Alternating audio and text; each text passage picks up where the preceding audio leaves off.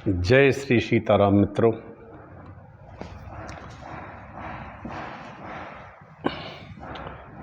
श्रद्धालु सनातन धर्म प्रेमियों, सनातन बंधुओं, वंदनीय भारत की मातृशक्ति,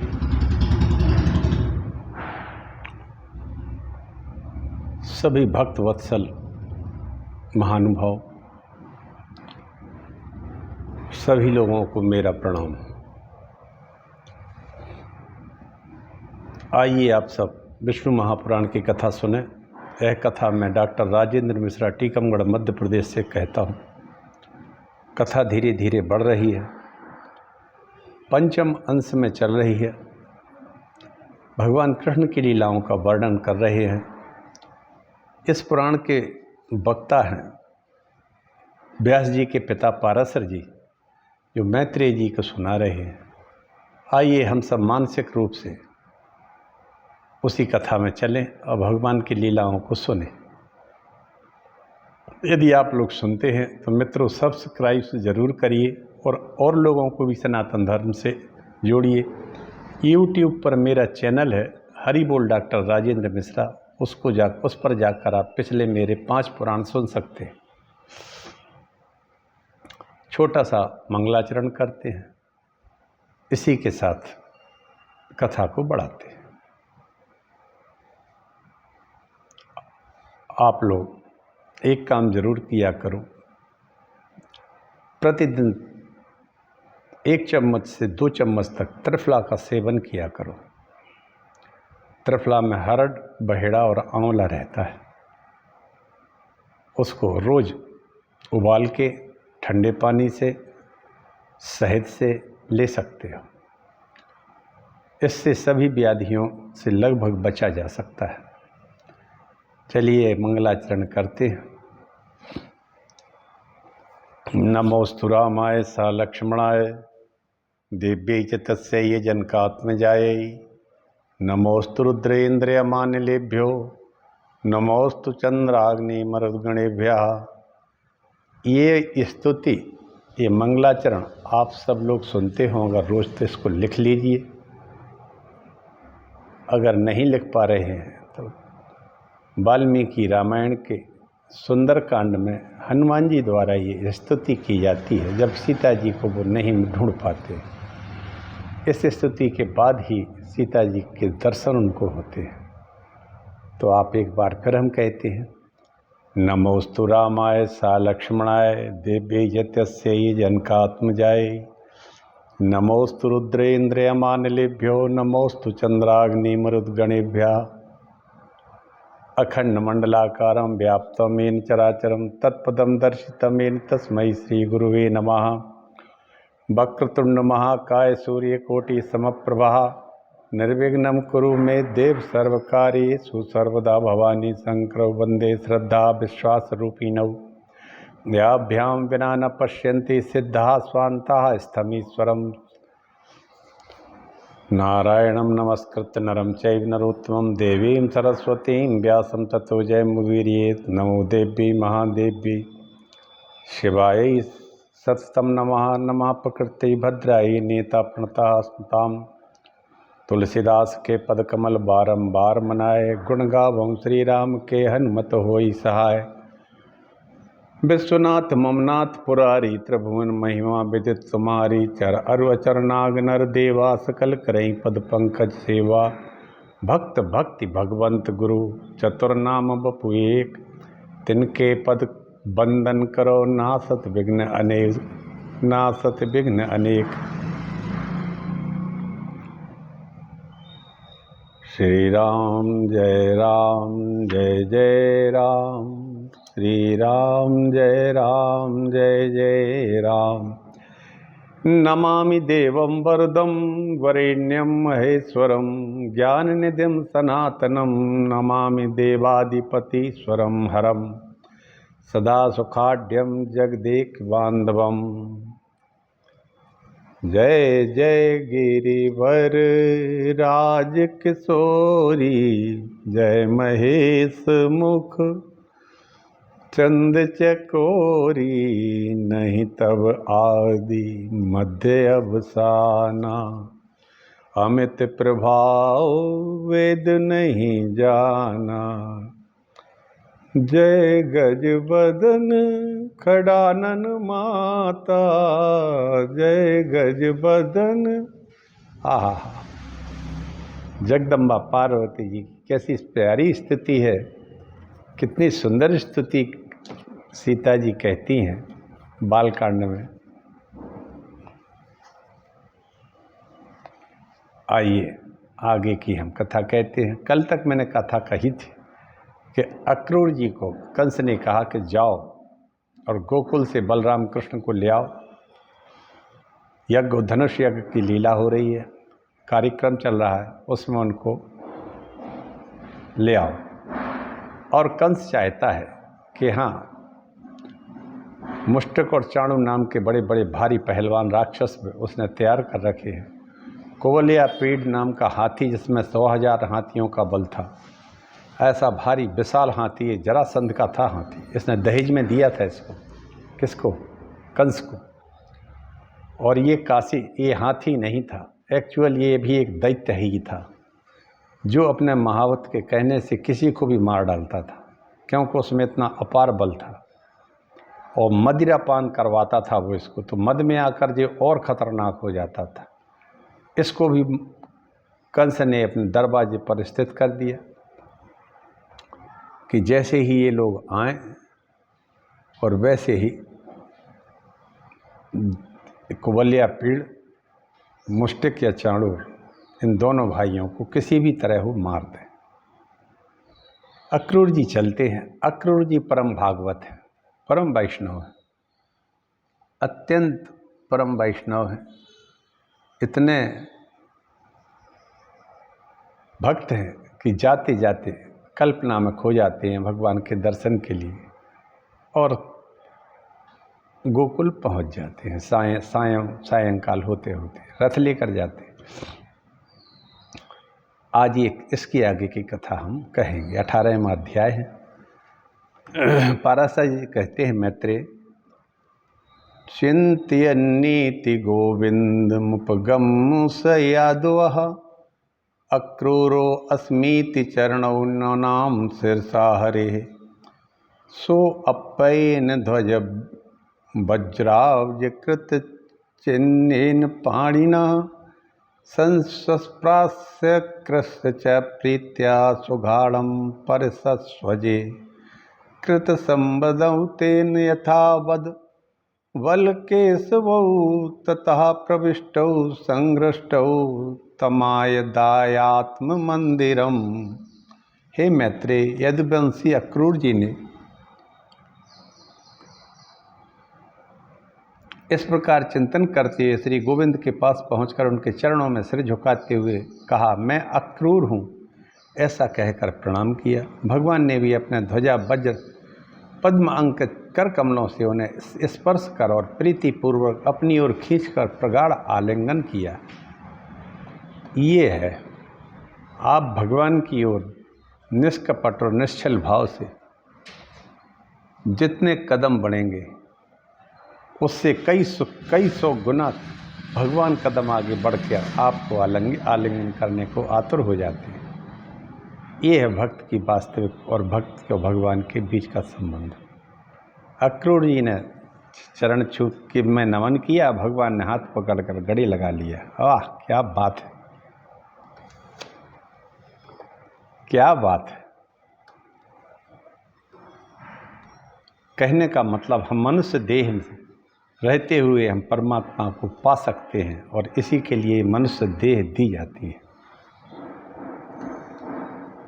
मनोबुद्धिरहंकार चित्तानि नाहं, न चा श्रोत्र जिह्वे न चा घ्राण नेत्रे, न व्योमे न भूमि न तेजो न वायुर्, चिदानंद रूपम शिवोहम शिवोहम शिवोहम शिवोहम।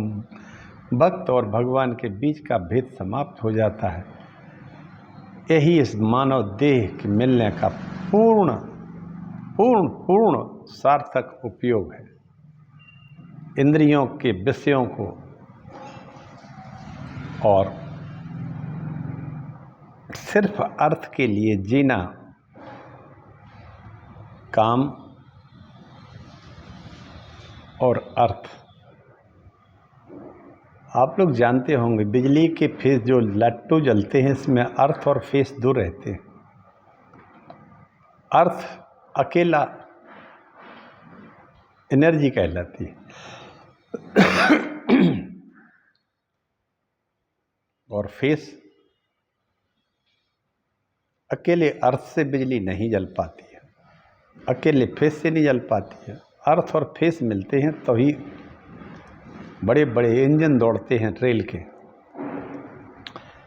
लेकिन अकेले अर्थ से मानव जीवन में काम चलने वाला होता तो जितने भी ये बड़े बड़े धन कुबेर हैं भारत के, जो पूरे देश से पैसा इकट्ठा करके नंगा नाच नचाने वाले, शादियों में अरबों रुपए खर्च करने वाले, गरीब जनता के पैसे से नग्न डांस करा रहे हैं, विदेशी लड़कियों को बुलाकर उनको नचा रहे हैं और वहीं शंकराचार्य को भी बुला रहे हैं। और हमारे शंकराचार्य आहा क्या कहें, वो भी बड़े प्रेम से वहाँ जाकर आशीर्वाद दे रहे हैं। और वो नग्न नृत्य भी वहीं विदेशियों का लड़कियों के द्वारा हो रहा है और वो कई करोड़ रुपए लेके जा रही हैं एक रात का डांस करके। आप लोग समझ गए होंगे शादियां ऐसी भी भारत में हो रही हैं। मित्रों, इन शंकराचार्यों को राम जन्मभूमि के मंदिर में जाने के लिए समय नहीं मिला, ना इनको वो योग मिला जाने का। लेकिन जहाँ नृत्य हो रहा है वहाँ जा रहे हैं। चलिए हम फिर एक बार विषयांतर हो गए आलिंगन कर लेते हैं कृष्ण भगवान अक्रूर जी को खींच के। अक्रूर जी की तो प्रसन्नता का क्या कहें। आहा, अक्रूर जी की प्रसन्नता, अक्रूर जी के जीवन तो धन्य ही हो गया।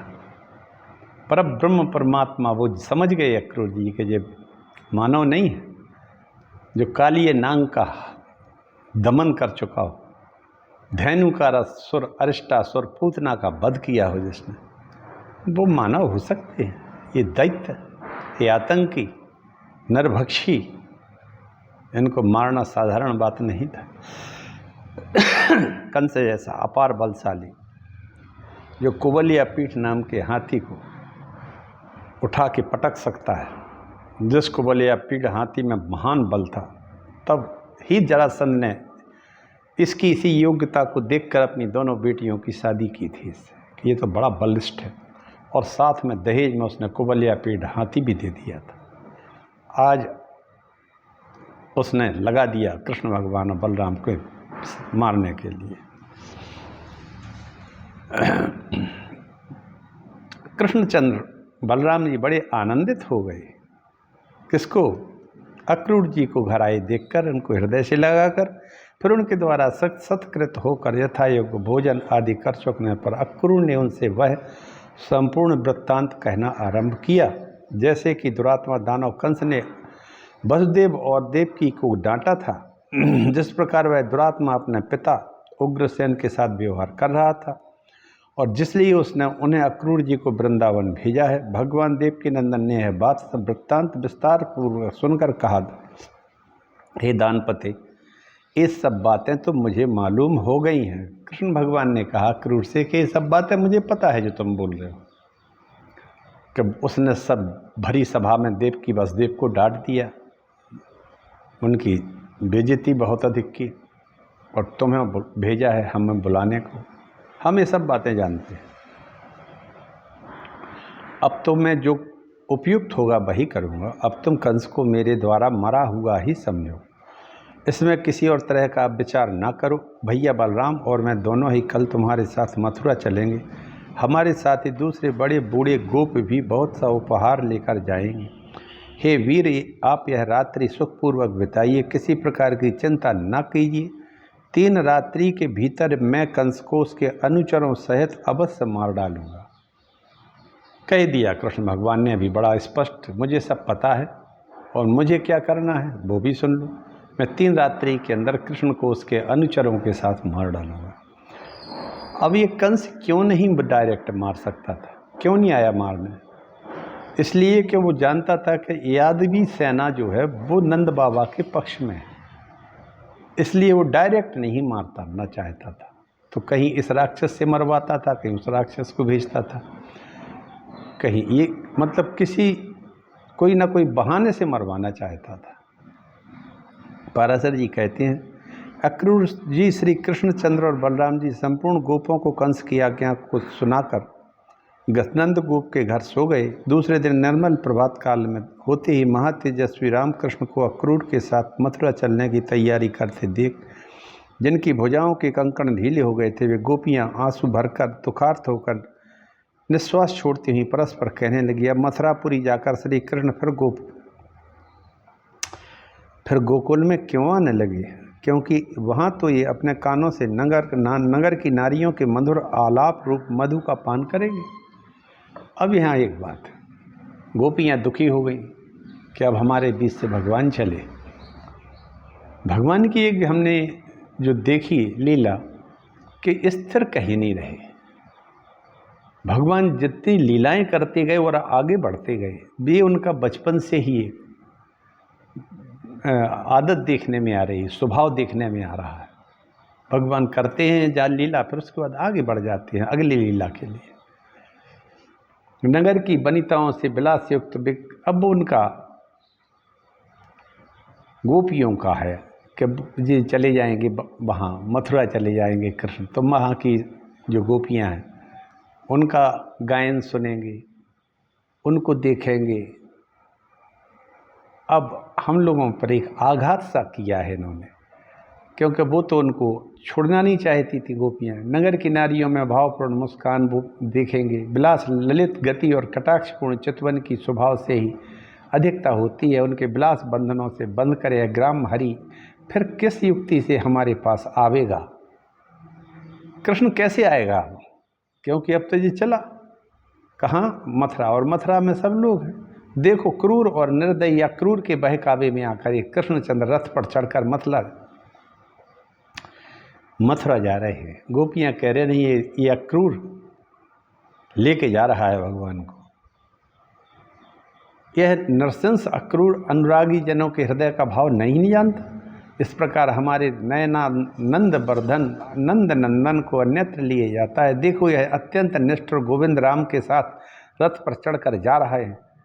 अरे इन्हें रोकने में शीघ्रता करो। इस पर गुरुजनों के सामने ऐसा करने में असमर्थता प्रकट करने वाली किसी गोपी को लक्ष्य करके उसने फिर कहा, अरे तुम क्या कर रही है? अपने गुरुजनों के सामने हम ऐसा नहीं कर सकती।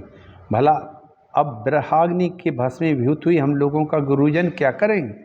देखो यह नंदगोप आदि गोपगण भी उन्हीं के साथ जाने की तैयारी कर रहे हैं। इनमें से भी कोई गोविंद को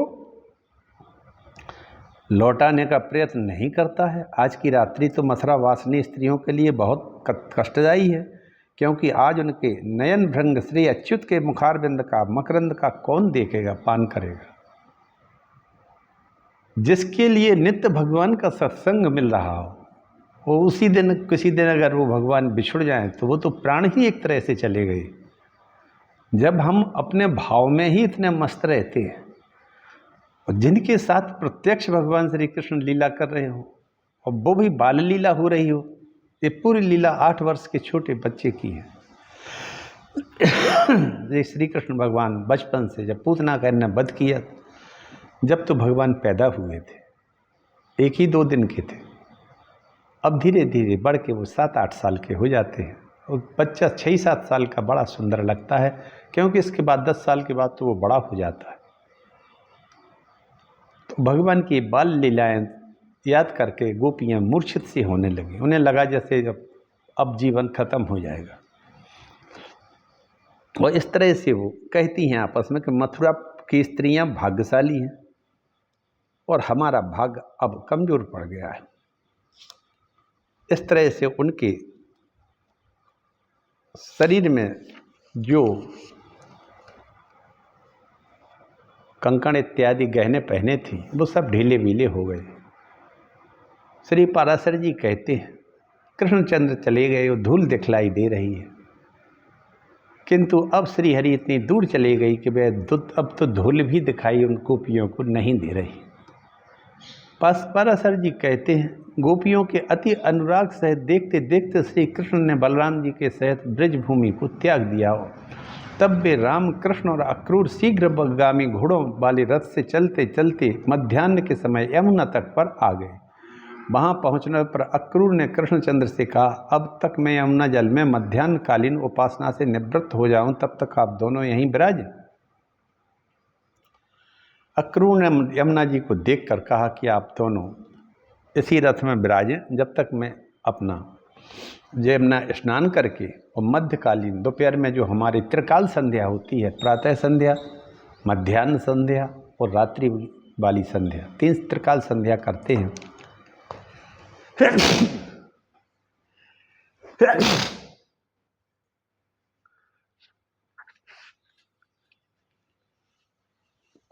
तो मध्याह्न काल की संध्या के लिए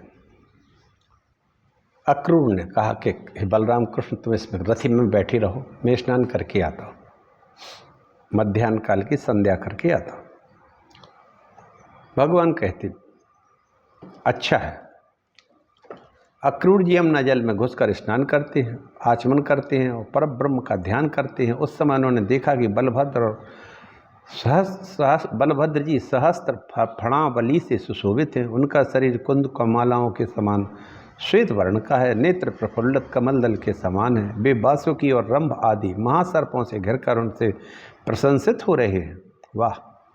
अत्यंत सुगंधित वनमालाओं से विभूषित वे 2 श्याम वस्त्र धारण किए हैं, सुंदर कर्णभूषण पहने और मनोहर कुंडली मारे जल के भीतर विद्यमान है और उनकी गोद में उन्होंने आनंदमय कमल भूषण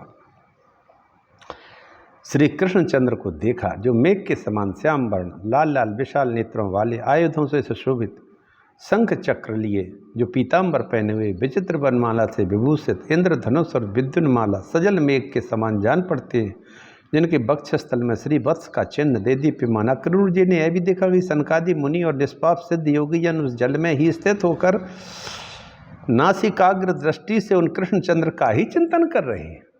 क्या बात है! अब अक्रूर जी ने डुबकी लगाई काय में, यमुना जी में, और उन्होंने देखा कि बलराम जी की सभी नांग स्तुति कर रहे हैं।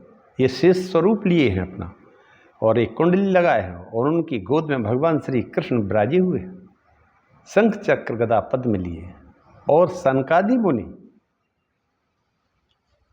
उनकी लगातार स्तुति कर रहे हैं, उनके ध्यान में मग्न है।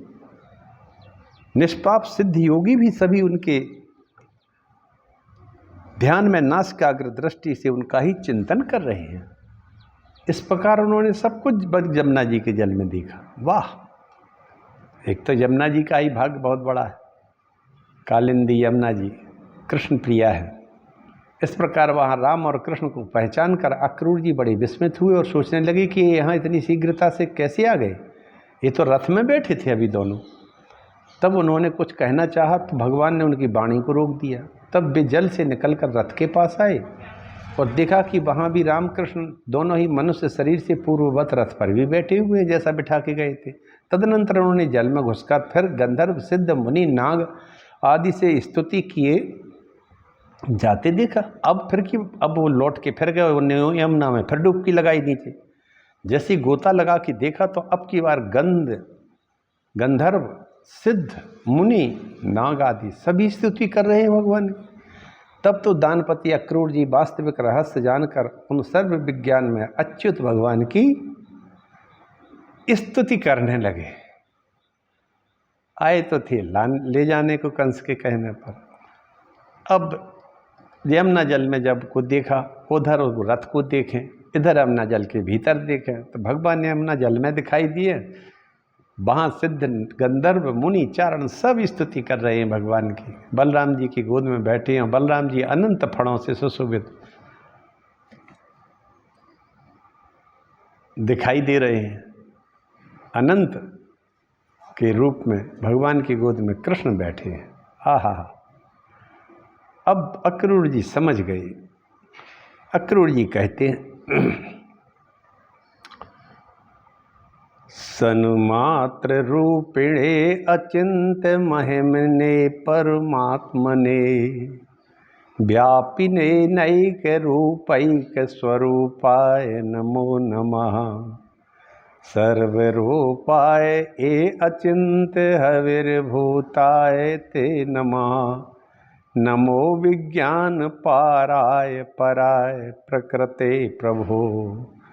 भूतात्मा चेन्द्रियात्मा या प्रधान च प्रधानात्मा तथा भवान आत्मा च परमात्मा च त्वमेका पंचधा स्थिता। अक्रूर जी कहते हैं, जो सन्मात्र स्वरूप अचिंत महिमा सर्वव्यापक तथा कार्य रूप से अनेक और कारण रूप से एक हैं, उन परमात्मा को मेरा नमस्कार है। हे अचिंत प्रभु, आप सर्वस्व हविस्वरूप परमेश्वर को प्रणाम। आप बुद्धि से अतीत और प्रकृति से परे, आपको बारंबार मेरा नमस्कार है। आप तो भूत स्वरूप, इंद्रिय स्वरूप और प्रधान स्वरूप तथा आप ही तो जीवात्मा है और परमात्मा है। इस प्रकार आप अकेले ही 5 प्रकार से स्थित हैं, भूत स्वरूप, इंद्रिय स्वरूप, प्रधान स्वरूप, जीवात्मा स्वरूप, परमात्मा स्वरूप। वाह! इन 5 रूपों में उनने उन भगवान को देखा। हे हे सर्वात्मन, हे क्षराक्षर महेश ईश्वर, आप हम पर प्रसन्न हो जाइए। हे लक्ष्मी नारायण, आप हम पर प्रसन्न हो जाइए, प्रसन्न हो जाइए। ऐसा अक्रूर जी कह रहे हैं। वाह! आप ही ब्रह्मा विष्णु शिव आदि कल्पनाओं से वर्णन किए जाते हैं। हे परमेश्वर, आपके स्वरूप, प्रयोजन और नाम आदि सभी अनिर्वचनीय हैं। मैं आपको बारंबार नमस्कार करता हूँ। न यत्र नाथ विद्यन्ते नाम जात्यादि कल्पना यद ब्रह्म परमं नित्यमविकारी भवानजः। न कल्पनामृते अर्थस्य सर्वस्यादि गमो यतः तथा कृष्णा अच्युतानंत विष्णु संज्ञा विरीड्यते। हे नाथ, नाम और जाति आदि कल्पनाओं का सर्वथा अभाव है। नाम और जात आदि कल्पनाओं का सर्वथा अभाव है। जहाँ नाम नहीं है, जहाँ जाति पाति नहीं है, नाम जाति की जो कल्पना है इसका जहाँ सर्वथा अभाव रहता है, वहाँ नित्य अविकारी और अजन्मा परब्रह्म आप ही है। वह आप ही हैं। आप ही कई, कहने का मतलब आप ही कई नाम और जातियों के रूप में दिखाई देते हैं। और जहाँ ये सब नहीं है वहाँ केवल आप ही है और कोई नहीं। हे परमेश्वर,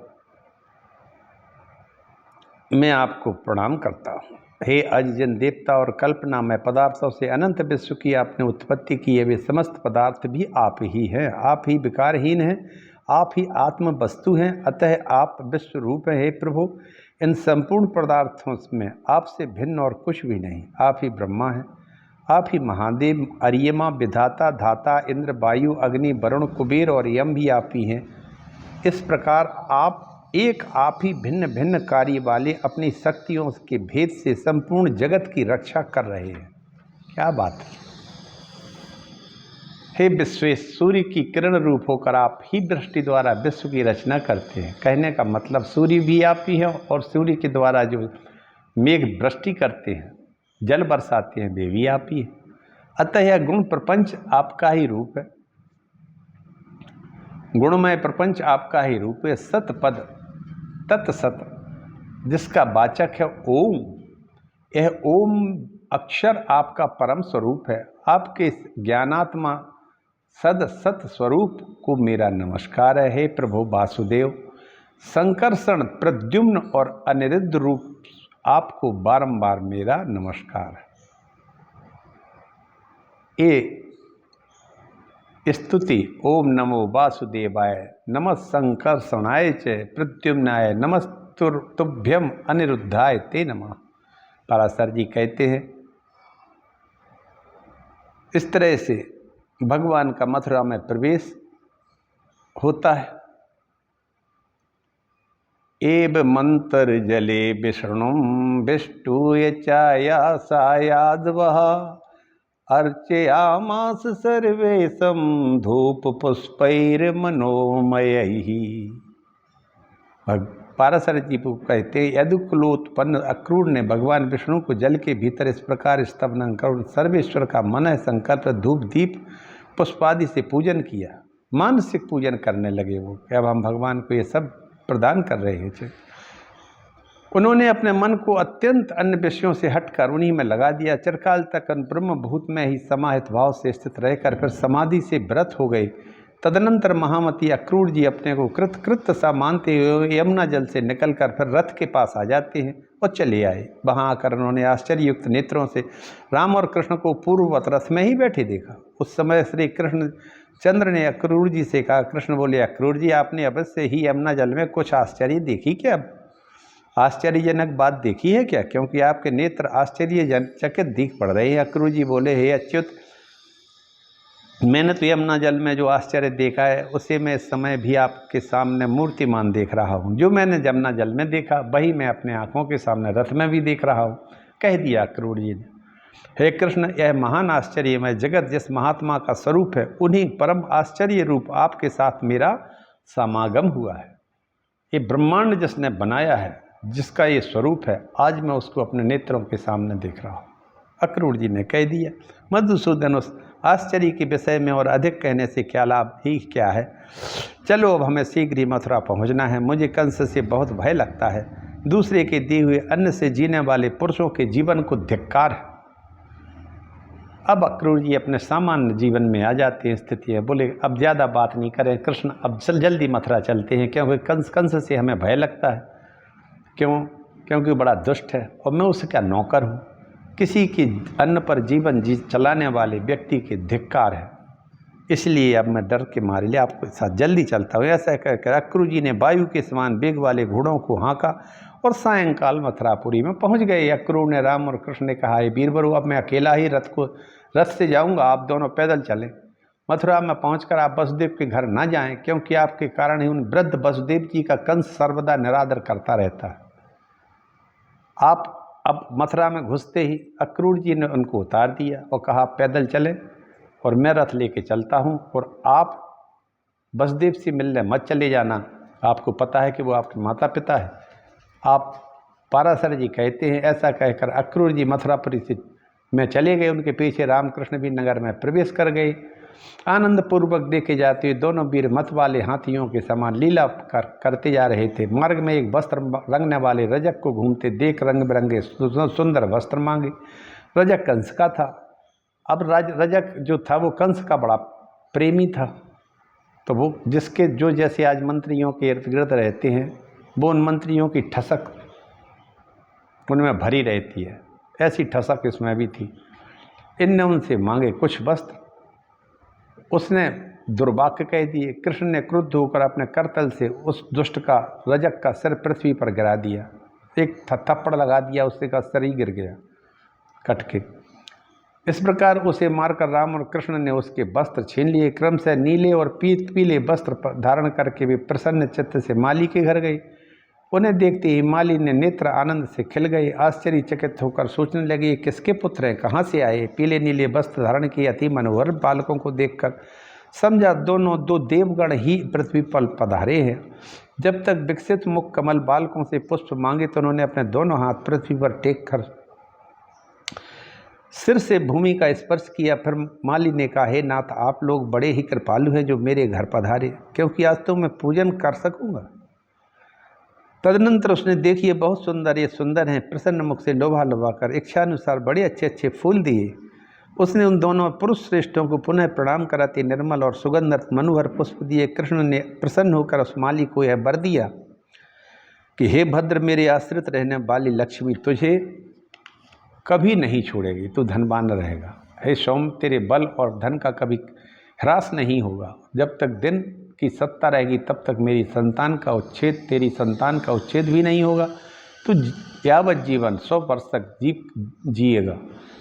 तेरा मन सर्वदा धर्मपरायण रहेगा। तेरे वंश में जन्म लेने वाली की आयु दीर्घ होगी। हे महाभाग, जब तक सूर्य रहेगा तब तक तेरे वंश में उत्पन्न हुआ कोई भी व्यक्ति आकस्मिक रोग आदि दोषों का प्राप्त ना होगा। पराशर जी बोले, हे मुनि श्रेष्ठ, ऐसा कहकर श्री कृष्णचंद्र बलभद्र जी के सहित माला कार से पूजित हो और उसके घर से भी चल दिए।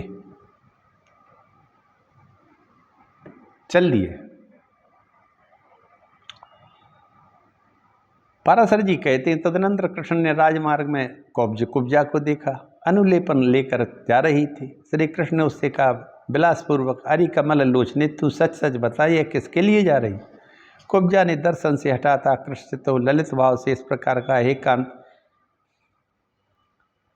क्या आप मुझे नहीं जानते? मैं अनेक बकरा नाम से विख्यात हूँ। राजा कंस ने मुझे अनुलेपनकारी में नियुक्त किया है। राजा कंस को मेरे अतिरिक्त और किसी का पीसा हुआ उपटन चंदन पसंद नहीं, अतः मैं उसको अत्यंत कृपा पात्री हूँ। कृष्ण बोले, हे सुमुखी, है सुंदर सुगंधमय अनुलेपन जो राजा के योग्य है, हमारे शरीर के योग्य कुछ हो तो दो।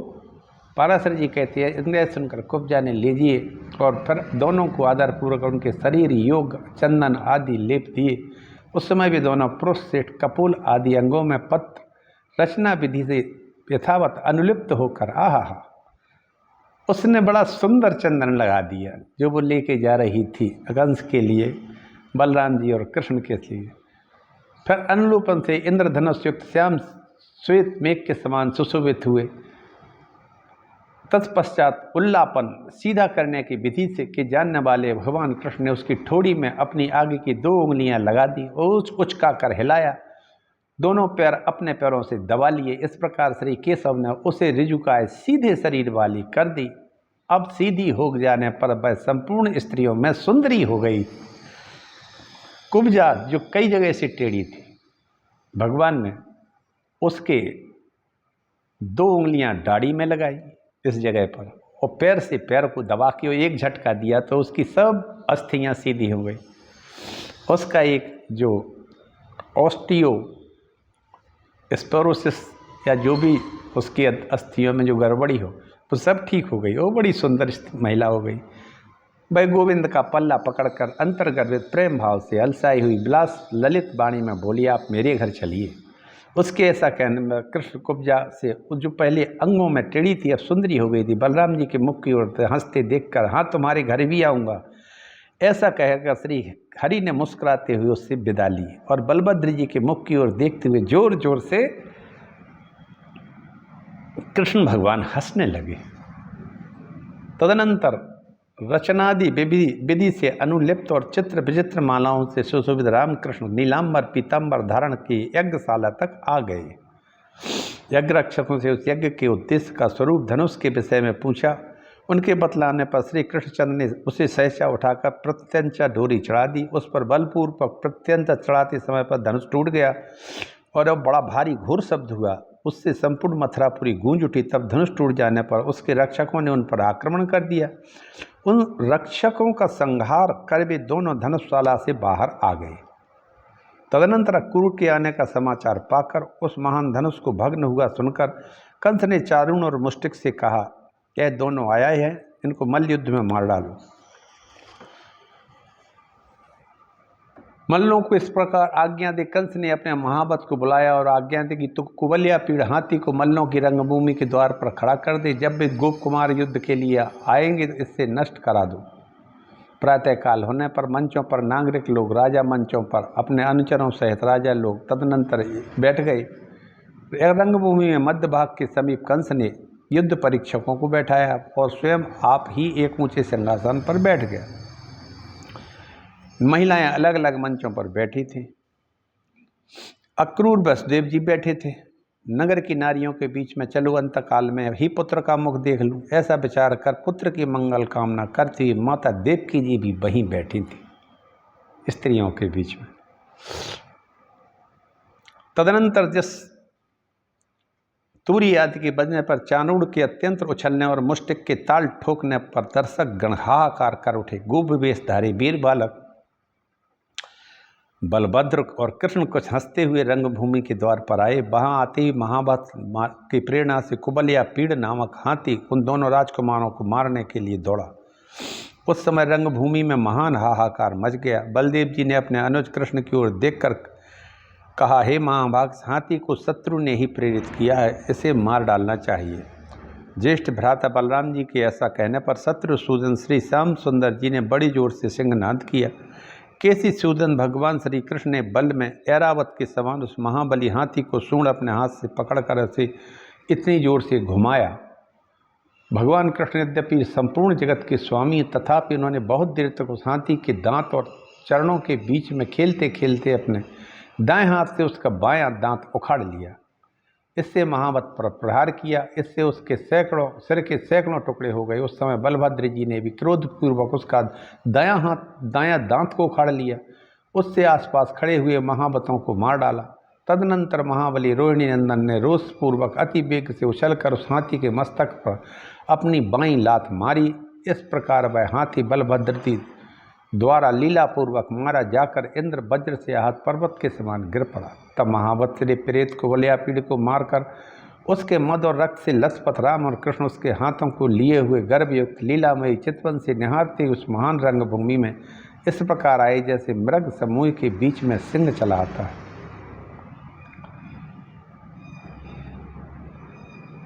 वे कहने लगे, जिसने बालघातनी इस घोर राक्षसी पूतना को मारा था, सकट को उल्टा दिया था, यमलार्जुन को उखाड़ डाला, यह वही है। जिस बालक ने काली या नांग के ऊपर चढ़कर उसका मर्दन किया, 7 रात्रि तक गोवर्धन को अपने हाथ पर धारण किया, यह वही है। जिस महात्मा ने अरिष्टासुर, धैनुकासुर, केसी आदि दुष्टों को लीला में मार डाला, देखो यह अच्युत यही है। ये इनके आगे बड़े भाई महाबाहु बलभद्र जी हैं, जो बड़े लीलापूर्वक चल रहे हैं, स्त्रियों के मन और नयनों को आनंद देते हैं। ये सर्वलोक में सर्व कारण भगवान विष्णु के ही अंश हैं। इन्हें पृथ्वी का भार उतारने के लिए ही भूमि पर अवतार लेना पड़ा। ऐसा सब लोग कह रहे थे। रामकृष्ण के विषय में प्रवासियों के इस प्रकार कहते कहते देव की माता के स्तनों से स्नेह के कारण दूध बहने लगा। वाह! उनके हृदय में बड़ा अनुताप हुआ। पुत्र का मुख देखने से अत्यंत उल्लास सा प्राप्त होने के कारण वसुदेव जी भी मानो आई हुई जरा को छोड़कर फिर से नवयुवक से हो गए थे। आज मित्रों मैं यहीं अपनी वाणी को विराम देता हूँ। कल आगे की कथा को कहूँगा, क्योंकि अब कंस का ही नंबर आ जाता है, बारी आ जाती है। और वसुदेव और देवकी ने पहली बार अपने पुत्रों को देखा। देवकी तो भाव विभल हो जाती हैं, उनके स्तनों से दूध झरने लगता है। और वसुदेव जी वृद्ध थे, फिर भी उनको ऐसे लगा जैसे मैं जवान हो गया। इसी के साथ मैं आप सबके अंदर बैठे हुए उन बाल कृष्ण का चिंतन करते हुए उनके चरणों में प्रणाम करता हूँ। आप सबकी आत्मा में भगवान कृष्ण आप सबको आनंदित करें, सबका कल्याण हो। बोलिए लक्ष्मी नारायण भगवान की जय। हर हर महादेव। सनातन धर्म की जय हो, संपूर्ण देशवासियों की जय हो, सब गुरुजनों की जय हो। हर हर महादेव, हर हर महादेव। ओम नमः शिवाय।